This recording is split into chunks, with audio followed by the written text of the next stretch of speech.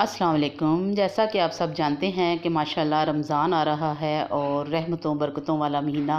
अल्लाह पाक हम सब के लिए आसानियाँ पैदा करे, तो मैंने सोचा कि क्यों ना स्पेशल रमज़ान के लिए चटनी बनाई जाए और उसकी रेसिपी जो है मैं बनाकर शेयर करूं, ताकि हम सब बहन भाई रमज़ान में चटखारेदार चटनी खा सकें। उसके लिए मैंने पुदीना, हरी मिर्च और सब्ज़ धनिया, टमाटर, जो सारी चीज़ें हैं मैंने इनके धो के रफली सा काट लिया है।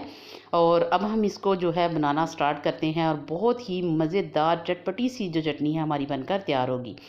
तो सारी चीज़ें मैंने रफली सी काट ली हैं और अब हम लेंगे जग, और ब्लेंडर जग के अंदर हमने सबसे पहले जो है टमाटर डालने हैं। टमाटर मैंने रफली से काट लिए हैं। टमाटर सबसे पहले इसलिए डालेंगे कि हम इसको पहले झटका देंगे, ताकि टमाटर के अंदर ऑटोमेटिकली पानी होता है और जब हमने इसको चलाना है तो पानी बन जाएगा और उसी के अंदर हमारी चटनी बनेगी।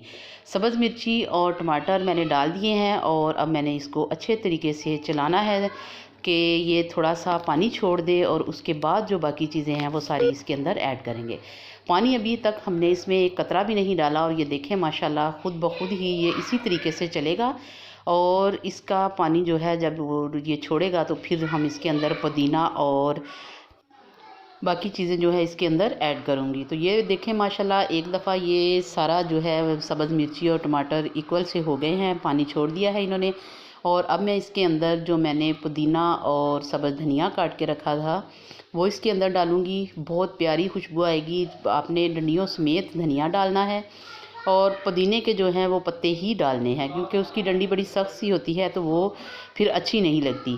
तो मैंने सारी चीज़ें इसके अंदर डाल दी हैं और थोड़ी सी इसके अंदर और जो स्पाइसी डालेंगे हम वो भी मैं आपको दिखाऊंगी, ताकि आप उतनी ही जो मिकदार में आपने वो भी चीज़ें डालनी हैं, ताकि चटनी जो है हमारी मज़ेदार सी चटपटी सी बनकर तैयार हो।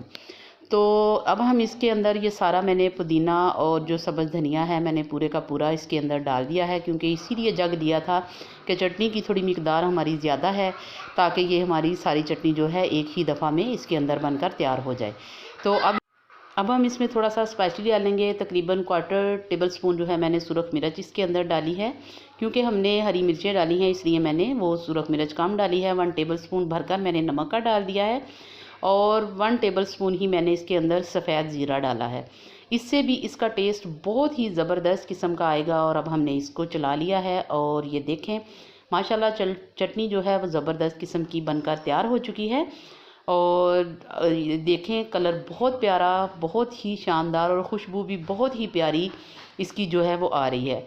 आप जब रमज़ान में पकोड़े के साथ या रोटी के साथ किसी भी चीज़ के साथ खाएंगे आपको बहुत मज़ा आएगा। और इसको मज़ीद चटपटा सा करने के लिए मैंने इसके अंदर लेमन का जूस डाल दिया है।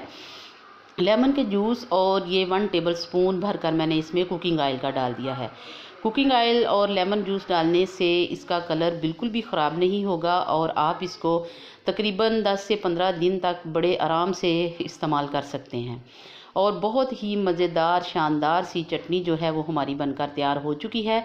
तो इसको अच्छे तरीके से हमने मिक्स कर लेना है। जो इसका लेमन जूस डाला है और जो हमने इसमें कुकिंग ऑयल डाला है, इससे इसका कलर बिल्कुल ऐसा ही रहेगा। और अब हम आपको इसकी फ़ाइनल लुक दिखाते हैं। तो ये देखें माशाल्लाह कैसी शानदार सी ज़बरदस्त चटपटी सी जो है चटखारेदार सी हमारी चटनी बनकर तैयार हो चुकी है। तो अगर व्यूअर्स आपको मेरी वीडियो पसंद आए तो इसको लाइक और शेयर कीजिएगा और कमेंट्स में ज़रूर बताइएगा कि आपको हमारी वीडियो कैसी लगी। अपनी दुआओं में याद रखें और अपना बहुत सा ख्याल रखें। और अब मुझे इजाज़त दें। अल्लाह हाफिज़।